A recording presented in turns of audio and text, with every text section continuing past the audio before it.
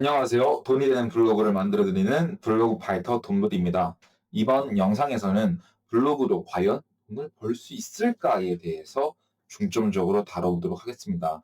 많은 분들께서 블로그를 일기장으로 사용하시는 분들이 있으신 반면에 블로그를 통해서 수익 창출 또는 부업으로 내 제2의 월급을 벌으려고 하시는 분 또는 용돈을 벌으려고 하시는 분들이 꽤 많으신데요.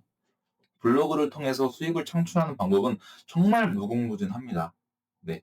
근데 그 중에서 블로그 파이터 돈벌이 생각을 했을 때 블로그로 돈을 벌 수 있는 방법 세 가지, 대표적인 세 가지에 대해서 설명을 드리도록 하겠습니다. 첫 번째는 체험단이에요. 체험단은 뭐죠? 예를 들어서 내가 뭐 음식점 식당 사장님들한테 무료로 서비스를 받고 글 하나만 작성을 하면 저는 상품과 서비스를 무료로 이용할 수 있고, 이에 더해서 많은 분들께서 또 궁금해하세요. 그러면 체험단은 뭐 식사권만 공짜로 받을 수 있냐?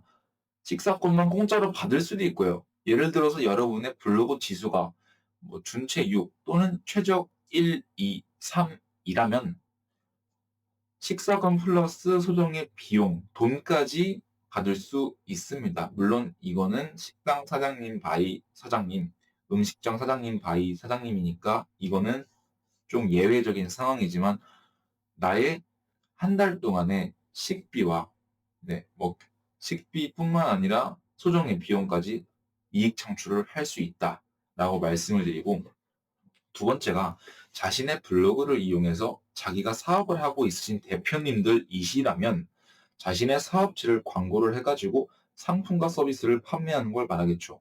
우리가 블로그 포스팅을 할 때 돈이 들까요? 안 들까요? 돈이 들지 않습니다. 다시 말을 해서 내가 블로그 상위 노출할 수 있는 방법만 잘 알고 있다고 한다면 나는 무료로 광고를 해서 내 상품과 서비스를 소비자들한테 판매를 해가지고 이익을 창출할 수 있는 공짜 광고 수단이 되는 것이죠.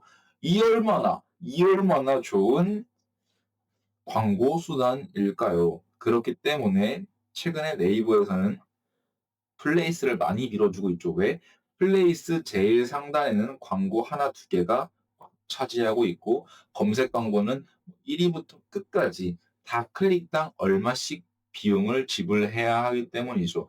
네이버도 땅 파서 장사하는 기업이 아니라 돈을 좋아하는, 다시 말해서 이익을 창출해야 하는 기업이니까 블로그보다 검색 광고 플레이스 자리를 더 상단에, 키워드 검색 시 더 상단에 배치하고 있는 것도 사실입니다.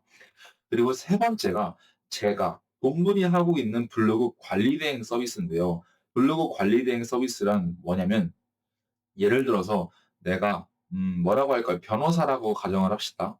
내가 변호사인데 블로그를 작성할 시간도 없고 블로그를 작성할 방법도 모르고 상위 노출시키는 방법도 모르고, 그리고 뭐 블로그에 대해서 신경도 쓰고 싶지 않고 나는 글재주도 없어 라고 했을 때 사람들이 어떻게 생각할까요?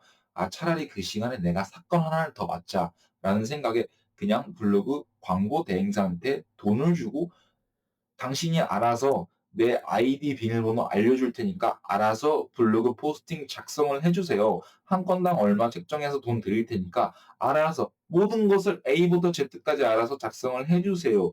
라고 해가지고 탄생을 한 게 블로그 관리 대행 서비스예요. 블로그 관리 대행 서비스인데, 이번 영상에서는 제가 중점적으로 다룰 게 두 번째 말씀드렸던 사업체를 운영하고 있는 사장님들, 대표님들을 위해서 설명을 드리도록 할 거예요. 내가 블로그를 직접 작성을 해가지고 나의 상품과 서비스를 판매를 할 건데, 어떻게 하면 최소한의 시간으로 최대한의 돈을 이끌어낼 수 있냐, 이익 창출을 할 수 있냐에 대해서 말씀을 드리도록 하겠습니다. 자, 블로그에 있어서 가장 중요한 건 무엇일까요? 첫 번째, 상위 노출입니다. 상위 노출. 상위 노출이 왜 중요할까요? 예를 들어서 내가 홍대에서 음식점을 운영하고 있는 사장님이에요. 그러면 홍대 맛집을 쳤을 때 내 블로그 포스팅이 1페이지 상단에 노출이 되어 있기를 누구나 원할 겁니다.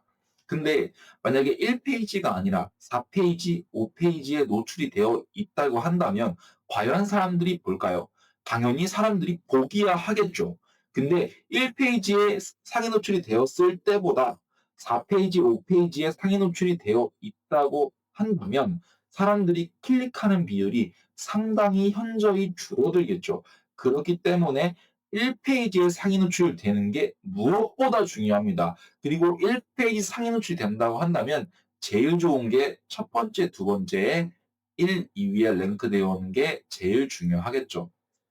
두 번째, 썸네일이 중요합니다. 사람들한테 클릭을 유발할 수 있는 썸네일을 제작하는 게 중요해요. 왜냐?